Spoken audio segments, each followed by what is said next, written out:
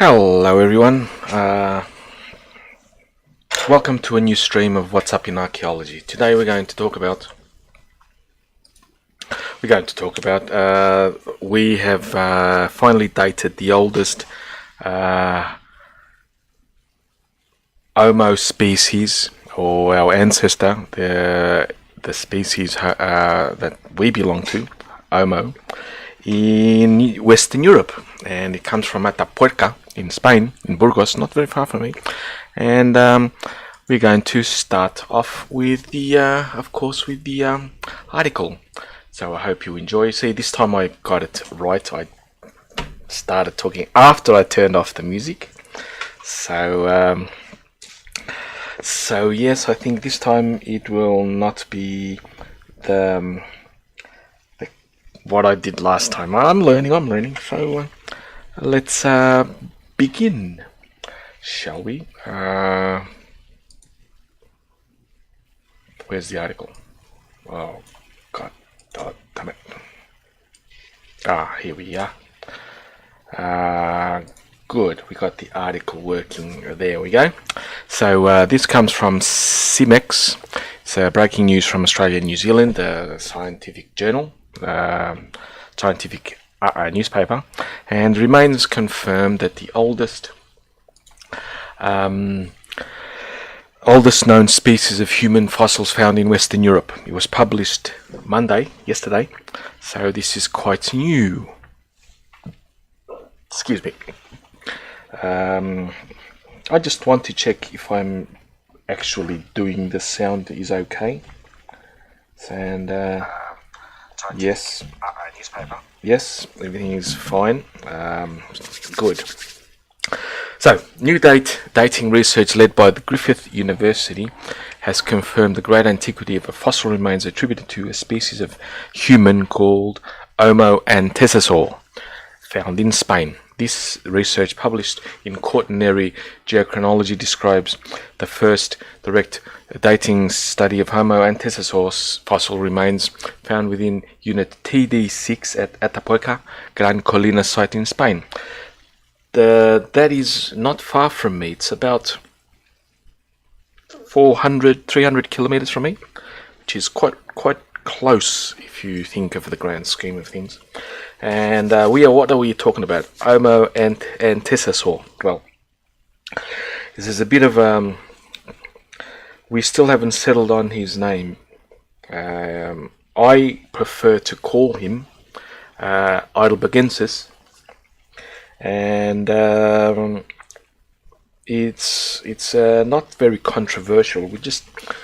We're finding out new things every day, so we are evolving our the titles we give to the fossil ancestors, because this Homo antecessor, we know he's the ancestor of us, Neanderthals, and Denisovans. So that's why his antecessor is our ancestor. He's found all over the world. When I say all over the world, I mean Africa and Eurasia.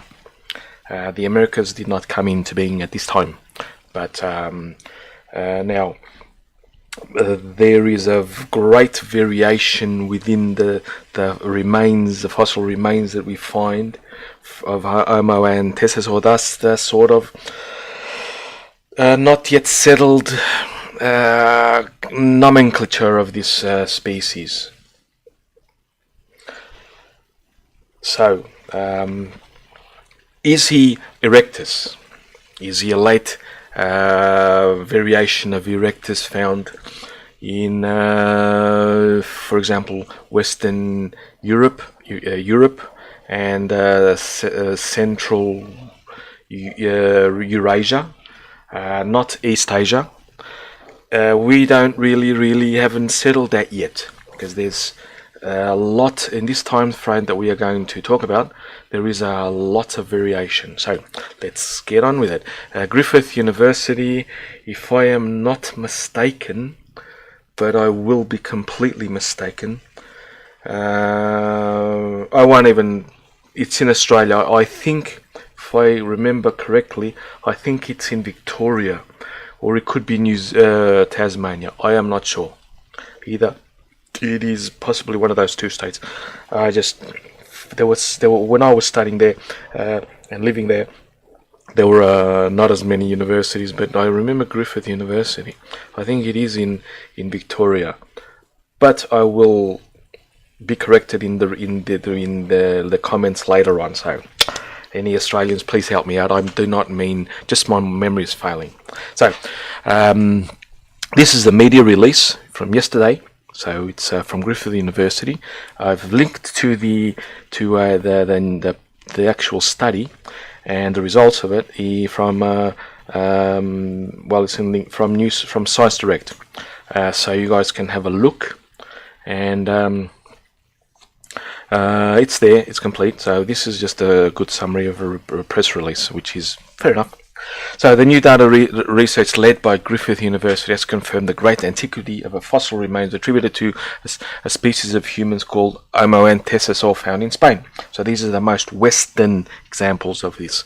Oldest and Westernest. Most Western. That's how it is. The research published in Quaternary Geochronology described the first direct dating study of Homo antecessor fossils remains found within unit TD6 at Atapuerca, Gran Colina site in Spain. Like I said, it's not far from me. The fossil has been directly dated to between 772,000 and 949,000 years ago. So he falls still within. In many parts of the world, he would be falling within the dating of Erectus still. Erectus, if I remember correctly, emerged around 1.8 to 1.8 million years ago, more or less, in Africa, and in other parts of the world, up until Erectus in East Asia, up until possibly the 70,000 to 50,000 year mark from today. So we're still finding, which is good. We're still discovering, and there's nothing wrong with that. Absolutely, it's fascinating that we refine the dates, and we refine the data, so we get the most accurate data we can possibly achieve. So. Which is consistent with previous indirect estimates and make it the oldest known fossil human species in Western Europe. Yes, Erectus was human. In fact, even Habilis was human. Erectus was human. Antecessor, which came next, I call him Heidelbergensis. And there's also Aragasta. So there's a lot of names. Agasta is African. Antecessor, Heidelbergensis, Europe, and we know Erectus from East Asia, Peking man and Java man, which I've talked about them before. They are examples of Erectus. So that is being said. It's in my videos. You guys know where I find them. So they're the oldest human remains that have been found in Western Europe. They could not be attributed to any specific species. In contrast, the ones that they were talking about, which estimate the oldest known fossil in Western Europe, while few older human fossils have been found in Western Europe, they are not being attributed to a specific species. Erectus. Most likely, Erectus. See, that's what I talked about before. There's a great variation in the morphology of this time zone between Erectus, Heidelbergensis, Agasta, Antecessor, etc. That we still haven't refined our methods to find out if they are one species or Erectus being the whole one species, variations of Erectus, or are they different separate species? Agasta, Heidelbergensis, Antecessor, and etc. We will, as we progress, we will refine this data. So the work was led by Dr. Mathieu Duval, the Professor Rainier Grun, researchers at Griffith's Australian Research Centre for Human Evolution, involved in the international teams from Spain. The Spanish one would be Atapuerca itself. They have a just world-class research centre there on the Atapuerca site. The Atapuerca Foundation, the Center for Human Evolution. There's more names to it, which is world class. And from Spain, of course, Australia, France, China, and they brought together international experts of various disciplines such as geochronology, paleoanthropology, geology, and archaeology. The archaeological unit TD6 at Grandolina site has been excavated since the 1990s and has delivered about 160 hominin fossils remains, all attributed to a single species, H. antecessor. I'm comfortable with antecessor. I call him because Heidelbergensis because I personal choice. It's not wrong, by the way. It was known. Like I said, there's great variation. We haven't pinned it down yet. Now, one tooth was selected from the fossil record and dated by electron spin resonance. Now, that to me is a new form of dating. I have no idea yet how it works. Soon I will get to know how it works. And when I was studying, I knew all the radiometric dating: uranium argon, uranium lead, carbon 12, carbon dating, etc., etc. Even thermoluminescence, etc. I knew those, but I don't know this electron spin resonance. The results were combined with a new paleomagnetic study of the sediments. That's another way to dating because the paleomagnetic dating is easy it's another way to date stuff, because we know that the Earth's magnetic poles have reversed regularly many times in the past. We've seen that when we first mapped the ocean floors, and they found when they mapped the ocean floors, they used the technologies that they use, magnetic sounding, that they used to discover the mines from World War II. After the frigates that minesweepers, they used like sonar, but it was radar, where they bounced a beam onto the ocean floor, and that was the death. But they also used a magnetic measurement device that was basically the same device that they used to find mines during World War II. So they mapped that. The ocean floor using that, and they found that using the minesweeping technology, they found these weird contrasting bands on the ocean floor, and they could not understand what was happening until someone, I can't remember who it was, said, "Wait, could this have been because of magnetic reversals of the Earth? Look at them; they're mirrored." And they were mirrored because they found them at the edges of the continental shelves, which were not going under one another, like in the we have, for example, in California, California it's going north-south, but in the South America, the Pacific plate and the South American plate, the Pacific plate is actually subducting below the American plate, where the South American continent is. So they found that, especially in the central rift valleys that are spreading apart in the ocean floors, they found that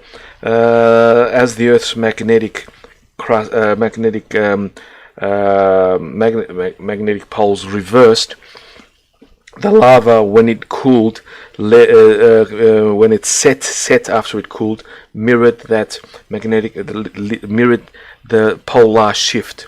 So they were able to use that as a dating mechanism, and we found that in India, there was an event, a huge volcanic event around 50 to 60 million years ago. Some speculate that was one of also helped made dinosaurs extinct, and they were able to date that event, which lasted for a couple of million years. It made a 10-kilometer high deposit of lava, and at regular intervals they found that the poles had reversed.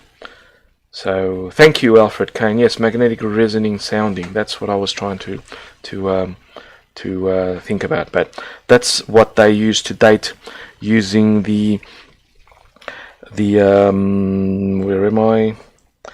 Using the magnetic. Can't find now where I was. The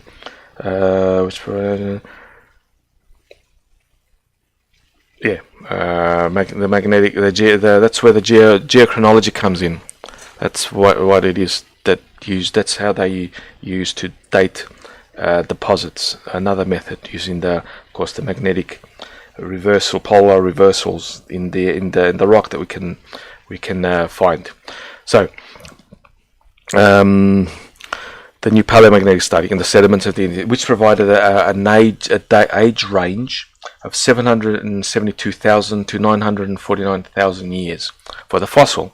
This age confirms the antiquity of Homo antecessor and its associated lithic industry. The lithic industry is Acheulean, which survived until Neanderthals developed the Mousterian technology.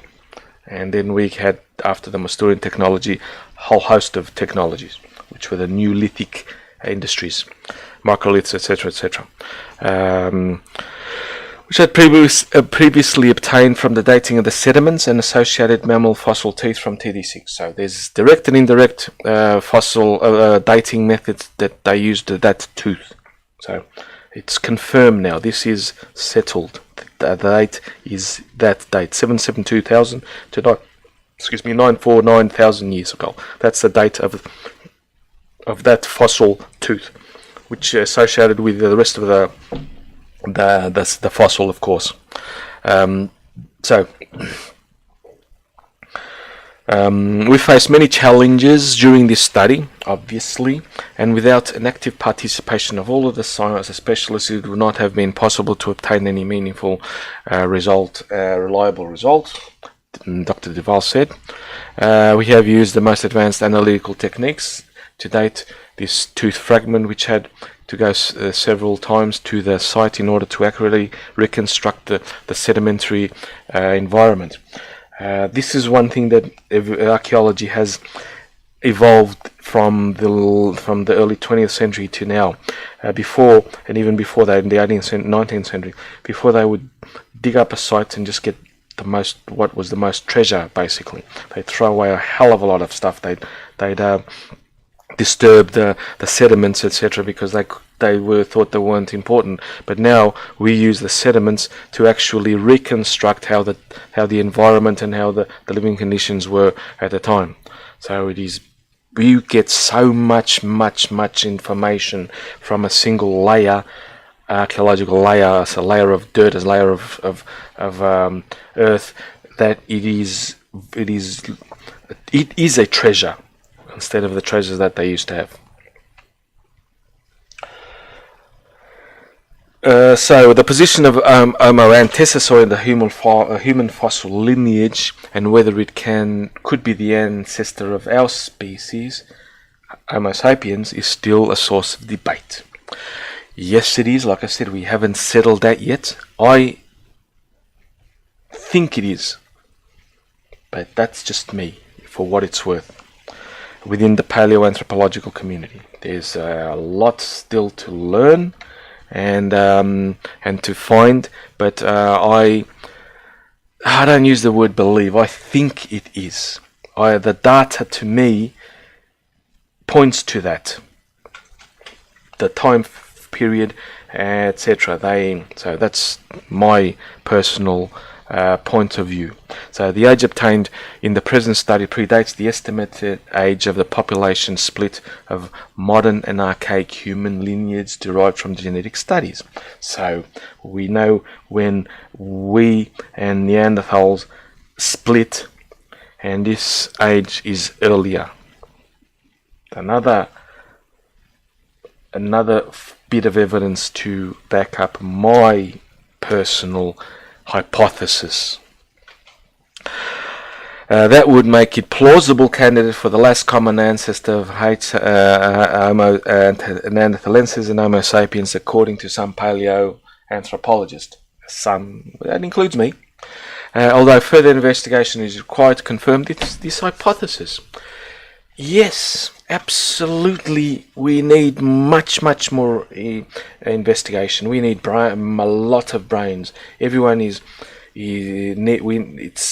exciting, and like I said, it's a plausible candidate. I accept the plausibility. I will change my mind on a dime if evidence shows that it is not. That is why science works. So, we have come to the end of this article. I hope you guys enjoyed it. I think the intro worked nicely, and I have an outro as well. I hope you like that as well. So, I might change it because, damn it. Anyway. Till next time, guys. Just let me check if I got everything up here correctly. Let's see. Here we go. So until next time, people.